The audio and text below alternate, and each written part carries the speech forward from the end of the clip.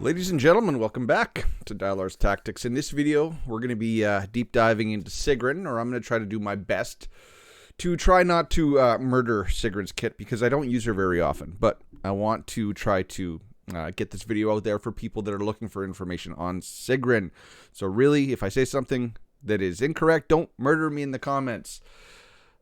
There's the sound. Okay, there we go. Now we got some game sound. So ladies and gentlemen, Sigrun. Now, Sigrun, I'm going to admit, I slipped on her at first. I really thought she was not good because she is a tank unit.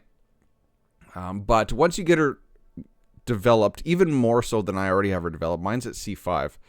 I'm just now at C5 starting to feel the potential that Sigrun can bring. So I'm going to try my best here. So ladies and gentlemen, strap in. And let's talk about the Norse Viking queen. Really cool look though, cool model, right? Very Lagatha vibes, if you know what I'm talking about. So let's talk about her passives first. So you see, I've got I've put some work into my Sigrun. I'm trying. So passive number 1, when using skill 3, and this is the one that you're going to be using most often. The problem is skill 3 is a charge attack, and I really dislike charge attacks because it's a wasted turn. Like, a character has to be really good to be able to validate, skipping a turn. But when she uses skill 3 on this passive, no cooldown. It's just when using skill 3, 100% chance to gain Queen's counter for 5 turns. So it's pretty much always going to be up, or at least that's how this reads. So what is Queen's counter? This is what her kit kind of revolves around. 50% chance to trigger when hit. So it's a coin flip. I don't like coin flips, but it's a coin flip. Reflect a set amount of damage taken back to all enemies. Doesn't say how much. 100% chance to inflict mark on each enemy for 1 turn. So that's good. She's a mark mechanic unit. 100% independent chance to increase the duration of marks on each enemy for 1 turn. So counter, good. 50%, not good. Everything else in that, good. 100% chance when using a skill, no cooldown, good. So that's a good passive, except for the coin flip nature of when she's hit. Passive number 2, this one has a cooldown of 1 after you get it up to skill 2. So decent cooldown. So it's a passive, it's not an active, so, well, I guess it is a passive. 60% chance to trigger when an ally is hit, so a little bit better than a coin flip. This is what I probably would have wanted to see on that P1, just not 50-50. 60%, okay. I can deal with the 40% chance of not having it happen. 100% chance to grant the attacker taunt for 1 turn. So when an ally is hit, the ally that hit them, 60%, is going to gain taunt.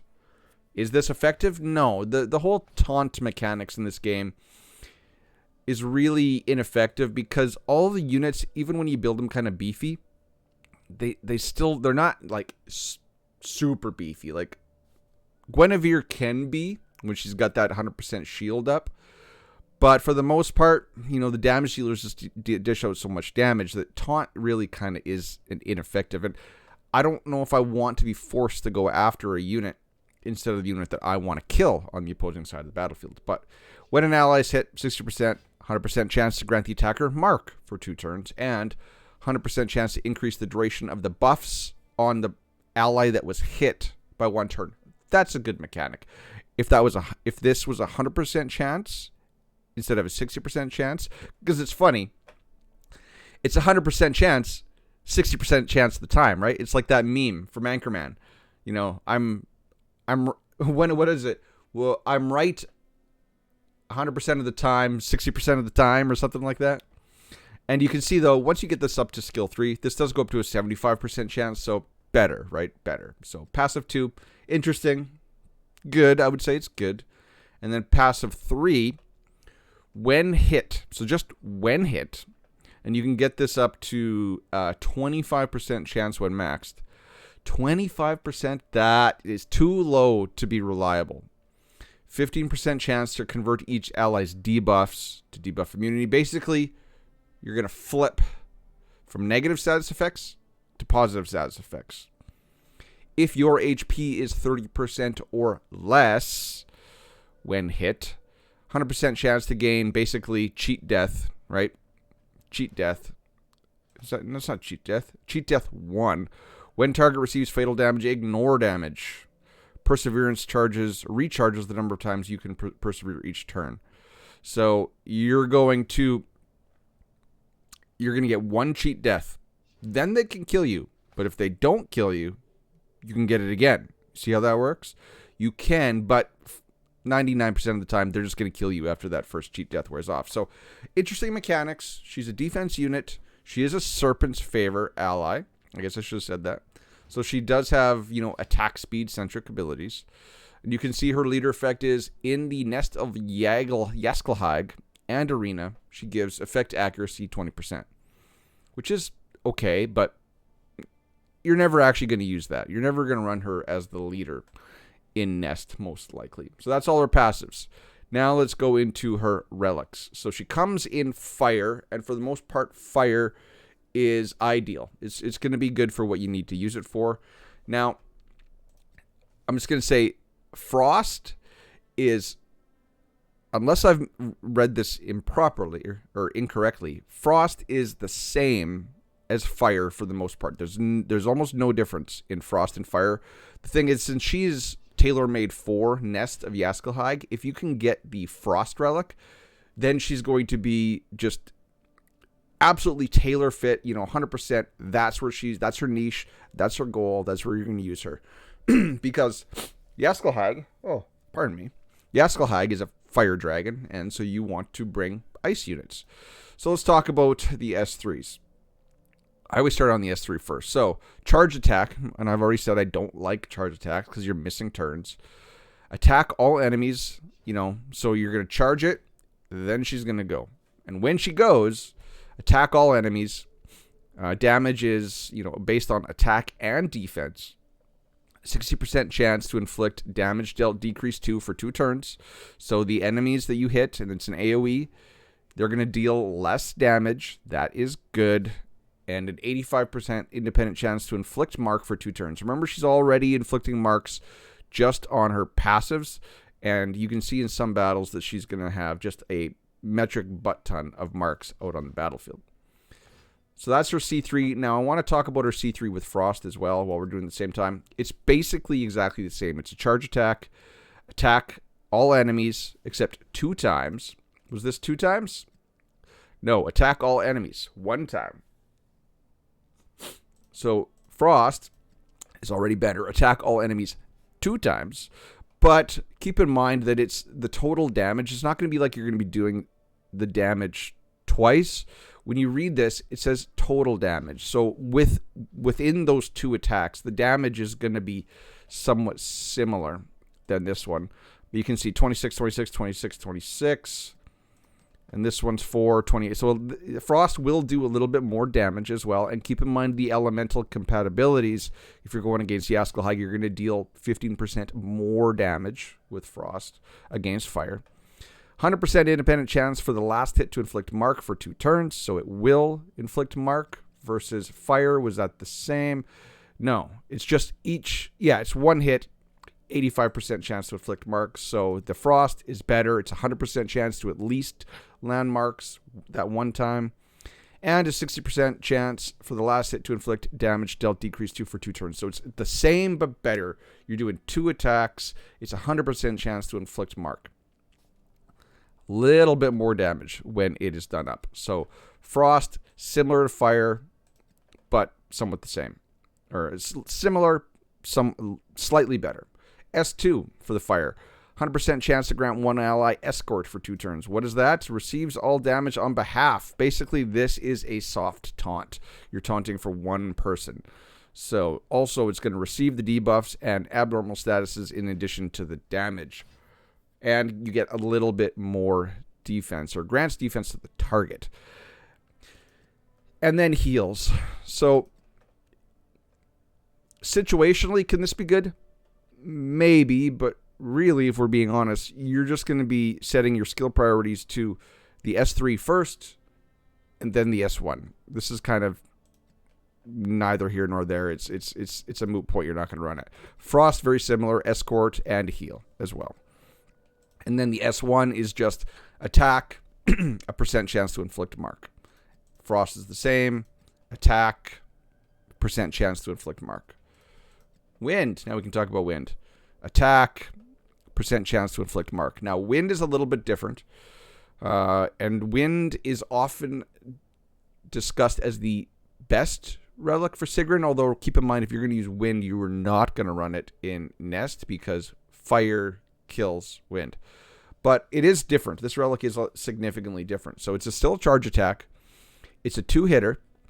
A lot more damage being based off of defense. And you see down here, oh yeah, we'll get to it here, and then 100% chance, just 100% chance to decrease the attack gauge of a single target, because this is a single target attack now. 100% chance for that first hit to decrease the attack gauge by 80%. And then you got the attack decrease too for 3 turns, and 100% chance for the hit to inflict mark. So it's not an AoE. We're giving up the AoE part of this S3 versus Frost and Fire, but reduces attack gauge and hits harder, right? Attack gauge plus 52, and then you can see when you level it up, you can decrease 90% attack gauge, and yeah, 52. So this one's just going to hit harder. If you were going to run her in PvP, you'd probably want her in Wind, but for Nest, you probably want to run her in Frost.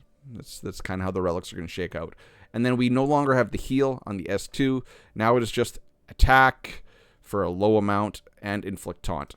So again, across all these relics, you're probably just going to run S3, S1 as your skill priorities. Keep in mind, she comes in fire. If you get ice, ice is going to be best for Nest of Yaskelhaig. If you get wind, it's going to be better in PvP and elsewhere that you want to run her. So I'd say that's a fair summary of her abilities. Now, equipment. Okay, so mine does not have the best equipment.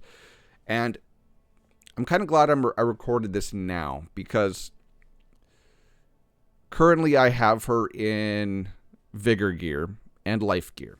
Why Life gear? I would probably be better served by running defense sets. And I have her in Vigor gear because, like I said, we're always going to be spamming that S3, and she needs to generate more Vigor. But now, with the addition of Nika, who's going to give everyone +1 Vigor at C8, I would say that if you have, there's a caveat, if you had a Nika at C8, you could probably run Sigrun differently. So let's just try to see how we would run her. So, what is she based off of? She bases off of attack and defense. So if we were going to run her, if you had Nika at C8, so Sigrun's always going to be generating 2 Vigor.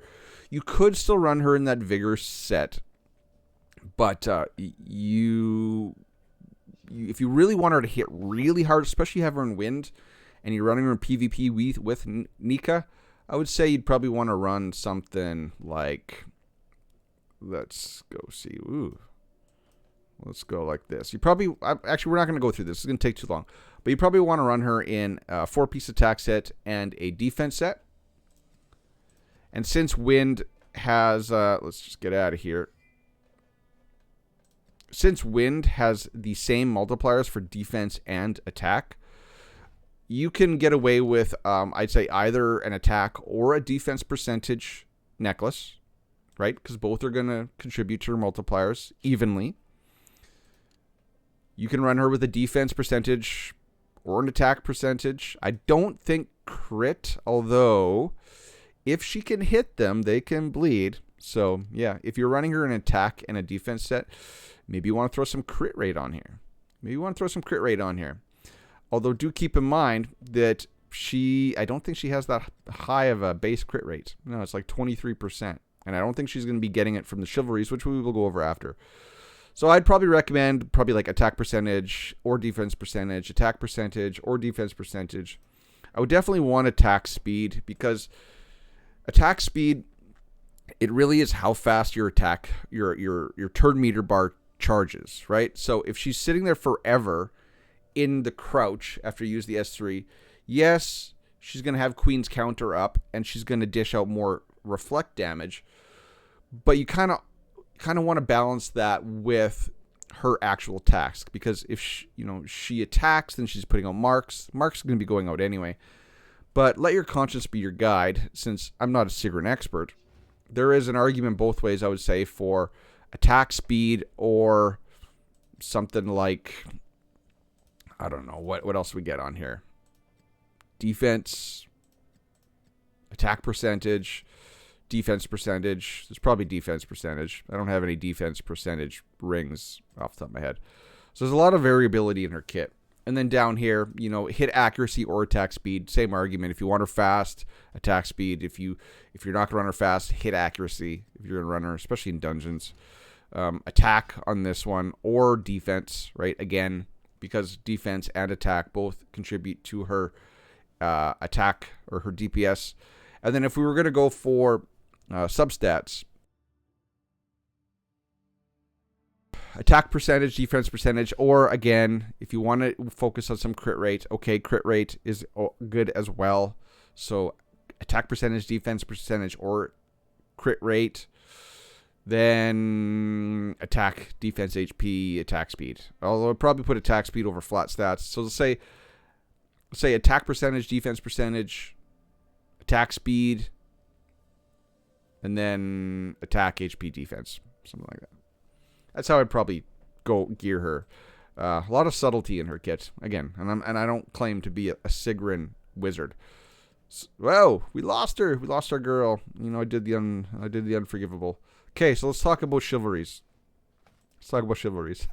I think I've done okay so far, but I feel like I've already muddled through quite a bit on Sigrun. So her C1, Queen's Spite. So additional skill effect. A 100% chance to grant the attacker mark for 2 turns. So this was Queen's Spite. That is her P2, right? So this part where a 60% chance when an ally is hit to inflict mark. You need C1 for that. And what is mark? Did I actually discuss what mark was? Mark lowers the defense of the opponent by 5% and the evasion by 10%. So that evasion down is really important in Yaskelhaig, because Yaskelhaig has high evasion and gives himself evasion buffs. That's why Mark is tailor-made for that. It's also decent in PvP. Specifically, you're going to run into these pesky Turin teams that have that evasion up. If you run into one of those teams, well, then throw a Sigrun on your team and you can mitigate that evasion up. So C1, decent, right? Inflicts marks, 60% chance when an ally is hit. You're going to want that. That's good. Effect resistance HP. Keep in mind she is a tank or a defensive unit. Queen's Blade. Unapproachable skill enhancement. So when we talked about that Queen's counter, if you don't have her C3, it's called Queen's Dignity. So we kind of discussed this. 50% chance to trigger when hit, and then 100% chance, 100% chance. But in its base form, it's when hit, you have a 40% chance to do the following. And also keep in mind, I think I can get this Queen's counter. I could get it up a bit more, right? No. It's 50%. It's 50%. So it goes, Queen's Dignity is what she's going to come in. 100%, you're going to reflect a little bit of damage, but it's a 50% chance, or 40% chance, 100% chance to inflict mark on each enemy for 1 turn. Versus Queen's Counter, which is 50% chance, 100% chance to inflict mark, 100% to increase mark duration. So you definitely, if you're going to run her at all, you really got to get her up to C3 at minimum, which is kind of baseline for most legendary heroes in this game. More defense, that's going to go to her HP, or not her HP, her DPS. More defense again, which is going to go towards her DPS. And you see, since she is a Serpent's Favor, she does have attack speed on her C5, more defense, attack and HP. And then I'm just going to say, yep, attack speed again on her C9, just like the other Serpents. And then at the C8, so in order for her to do Queen's Counter, you have to first do the S3. So now if you can get her up to C8, you see at the start of battle, she's going to give herself Queen's Counter for 2 turns. So it's pretty much always going to be up. That reflect damage, that chance when hit to apply marks, that chance when hit to extend marks. Once you get her up to C8, That's when Sigrun really becomes into her final form. Because I've gone against Sigruns where in Arena that are C8 that my team is almost dead before Sigrun even goes because of that reflect damage. So C8, this is extremely, extremely good for Sigrun. I wouldn't chase C8 just for Sigrun, even though Serpents are the meta at the time of this recording. But just keep in mind that it is a really good C8. All right. So is that it? Is that it? I think that's it. That's it for her kit. So you see, complex unit. Very complex unit. Now let's see if we can show her off. Okay, so I can't really show her off in PvP. But if I was going to do a PvP, okay, we'll see. Are there any Sigruns up here? Here's one. And this one's a C8. There we go. Look at that. Look at that. We got a chance to show her off on an opposing Sigrun. So this Sigrun is in Frost. So what was Frost was marginally better than Fire. And let's go. So this is a stall team, and this is a Fire Turin. So this is with Evasion. So we're gonna fight it with my team, and we're gonna try to extrapolate how good she is by going against the opponent. Ooh, you only got your Sigrun to level 50, bud. Come on, you got her maxed out C8, but you only have her level 50. Chop, chop, buddy. Chop, chop. So let's just see.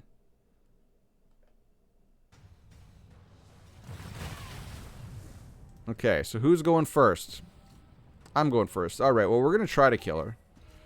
So that Turin, as soon as she gets going with that evasion up, we're screwed. So let's see if we can't kill her right off the bat. Now, is she going to reflect? She didn't do the reflect damage. Sigrun did not do the reflect damage. You know it when it happens. Because she gets these big, like, harpy wings. They're pretty cool. Well, now we can put it on auto. Well, we didn't show nothing. Now we're just going to take a whole bunch of hits to the face from their wind ain.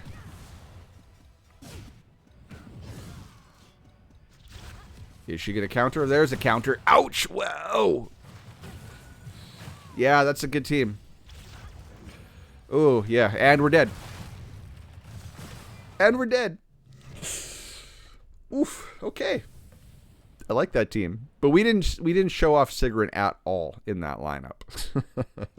Okay, so if you were going to run her in PvP, there you go. There's a team. Or you could run something like Ceres lead, Morgan.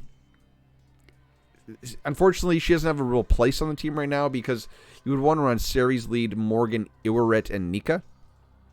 But if you didn't have an Iwaret, then maybe you want to consider Sigrun on that team, right? A lot of reflect going on there. You know, that team's just nasty. So she definitely has a place in PvP.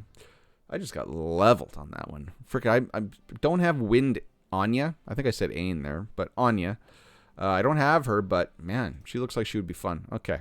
So, Equipment Dungeon. This is going to be the primary spot. This is kind of where she was built, was for Nest. Now, do you need her? No. You know, this team, you can see, what's my fastest time? 56 seconds. So this team blows through Nest of Yaskelhaig like it's nothing. But say you don't have Bedivere. Say you don't have Bedivere. Okay, so now what do we want to do? We still want to run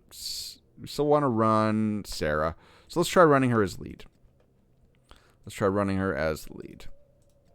And we do want Ice or Frost, and of course Frost is better. Don't bring any wind units into here. All right, and let's start the battle. Oh, don't do that. Okay. All right, well now we got to get through all of this. All of this.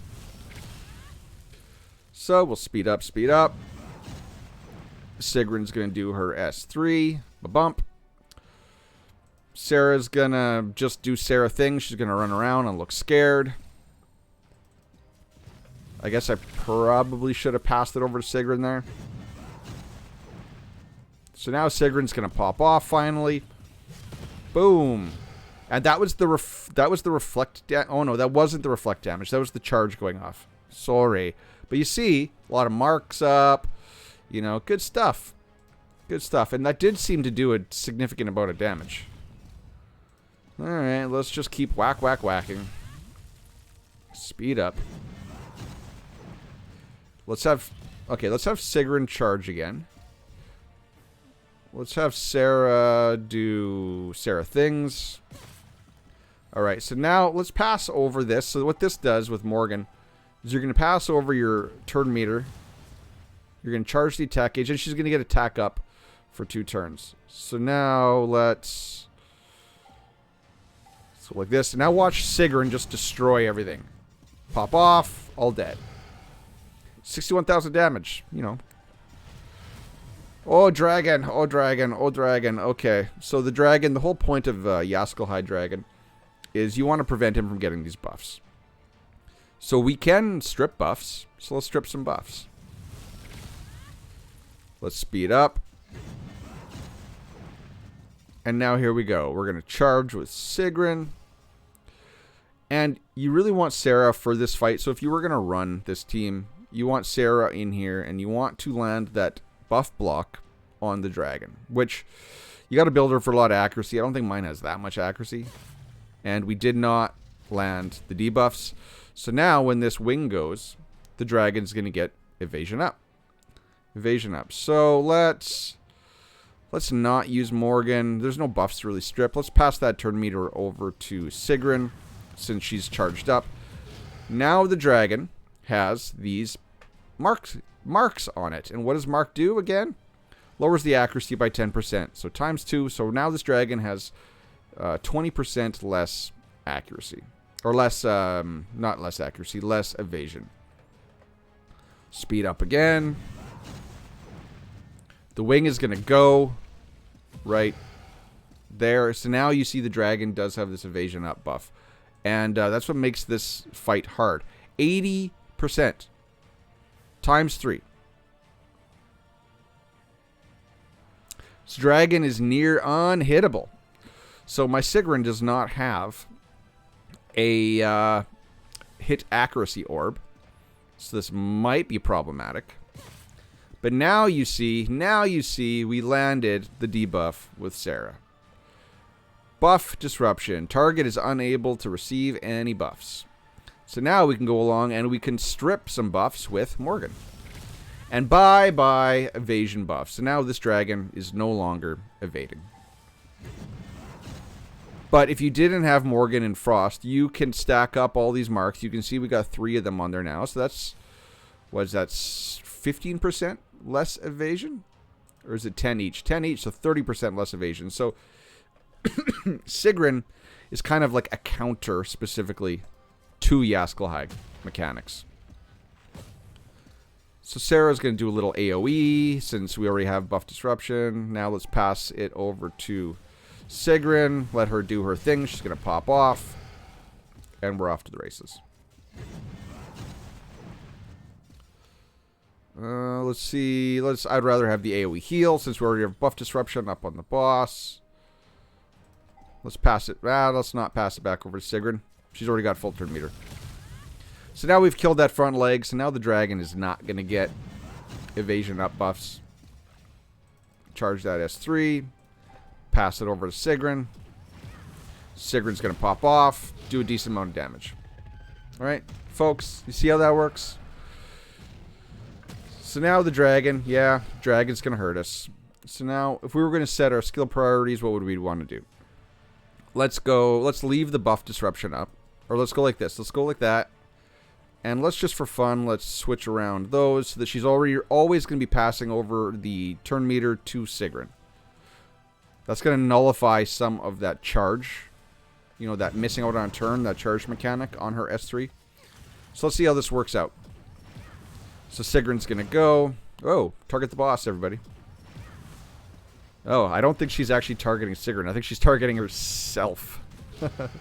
Okay, let's not do that then. Let's not do that.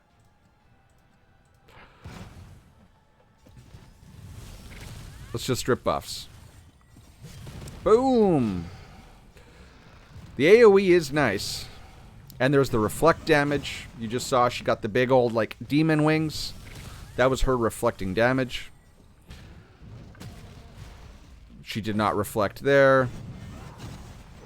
Now she's going to pop off. Boom. Yeah, like she's just... Look at... And I want to pause this here. Ladies and gentlemen, look at all of the marks on the dragon.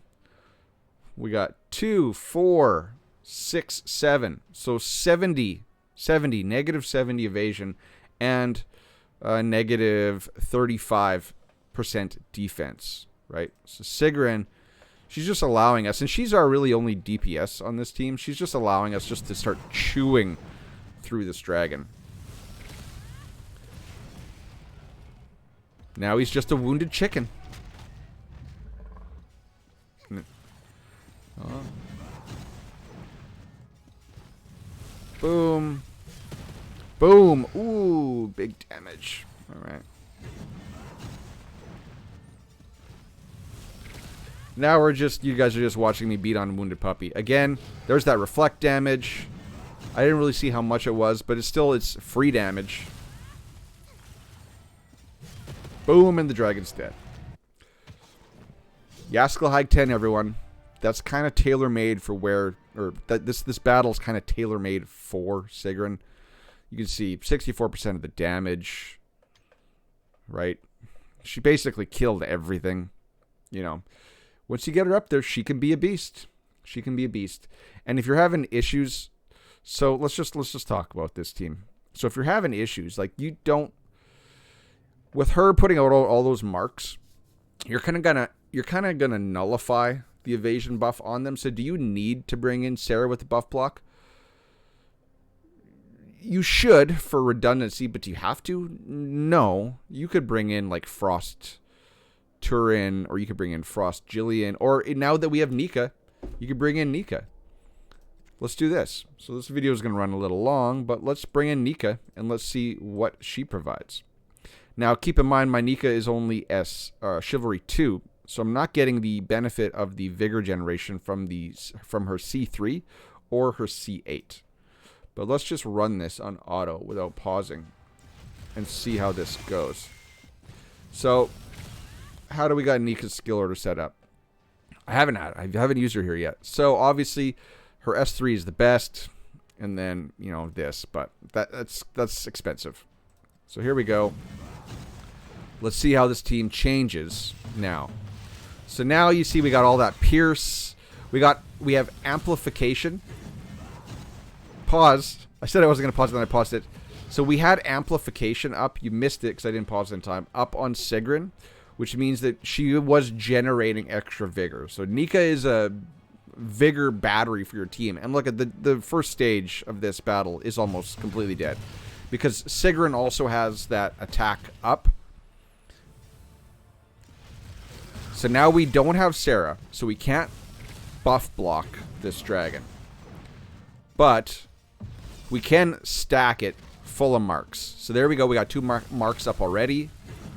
Now the front leg's going to go and it's going to give him that evasion up buff. So now let's see how we handle the dragon with this evasion up buff. Still only got 2 marks up on it. But now, is the evasion gone? Yeah. The evasion is gone. And I don't recall Nika's kit. But does she strip? I don't think she strips buffs. But somehow we stripped that evasion buff off of Nest.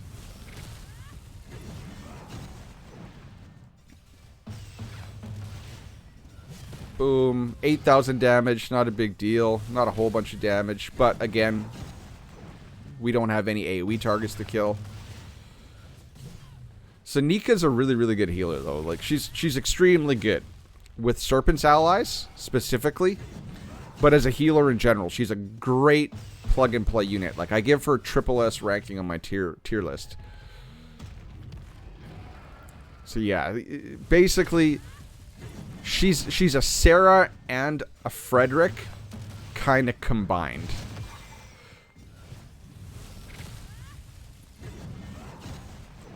I want to see her pop off here now. I want to see Sigrun pop off with all these buffs. Watch the damage, right? Here in the bottom corner. 50,000. 50,000. But now all of the ads are gone. The appendages are gone.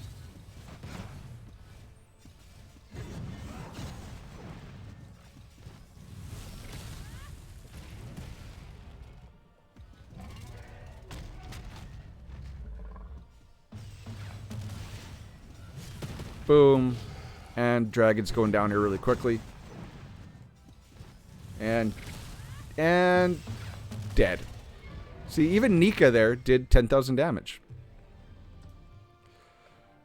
Alright, so ladies and gentlemen, you kind of got a handle on Sigrun.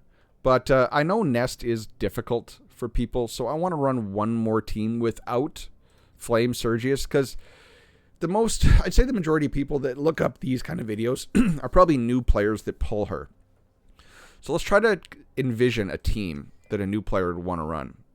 So you just come into the game, you got Nika now, right? And then you're pulling, and you say you somehow pull a Sigrun and you somehow pull a Clarison. Obviously, the Frost Relic on Morgan is hard to get, arguably.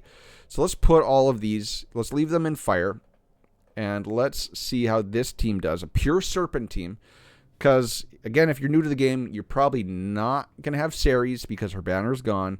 You're probably not going to have Iwarit unless you got lucky pulling her on Nika's banner. Let's see how this team performs in Nest without Flame Sergius. Because Flame Sergius, probably a lot of you while watching this have already said that, yeah, Flame Sergius, he just makes everything easy. Okay, well now let's try without Flame Sergius. So now we're losing that vast benefit of having that speed up every turn. So let's see if this team, and we're putting Morgan in fire because, you know, obviously Frost, the vast majority of you are not going to have Frost Morgan unless you spend money and you get that relic selector. Now let's see how we do against this dragon. Now, the fact that we have Nika is probably going to mitigate the extra damage that the dragon's going to be doing on Morgan. And I'm running Clarison and in her S2. Oof. So he's got the evasion up buff. There we just stripped it. So, oh no, it's still up. You see the dragon still has that evasion up ×3. So now we have to rely on this mark mechanic because we aren't going to be able to hit this dragon. Pause. Look at this. Look at this dragon. Where is it? I could have swore he had a ton of evasion. I thought I saw 6 evasion ups at one point, which basically renders him unhittable.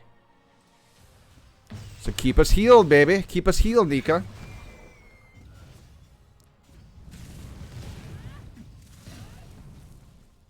And Fire Morgan, you cannot reduce this enemy's attack gauge. So Fire Morgan's S2 cannot strip attack gauge. So are we going to live?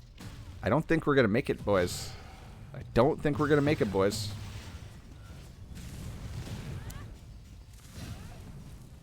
Could I be flipping Clarison over to using her S3? Yes, but we really need the S3 Vigor Generation on our Nika to keep us alive. So I'm just going to run it like this. Oh, Morgan's getting down there. Morgan's getting down there. Can we survive? Okay, now we got more ads. All right, we're going to be taking more damage.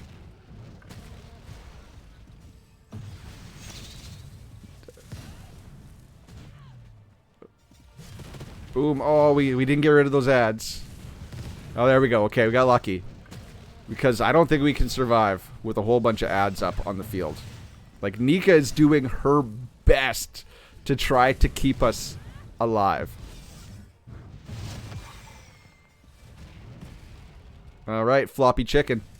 We got lucky on that one. Here we go. We got more ads coming up on the field, ladies and gentlemen.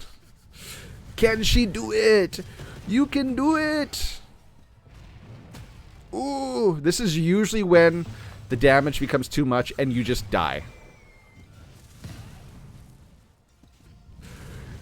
Oh, come on. Come on, Sigrun. Come on. Come on. It's all up to you, baby. It's all up to you, baby. And we got this. Ladies and gentlemen, Are you entertained? Come on, that's fun. All right. So, and this right here, I would say it's not a free to play team. It's depending on you getting her. But I like that we did this because this fight right here, this last fight, really showed off how good Sigrun is. And look at who the MVP is, though. It's not Sigrun. Now it's Nika.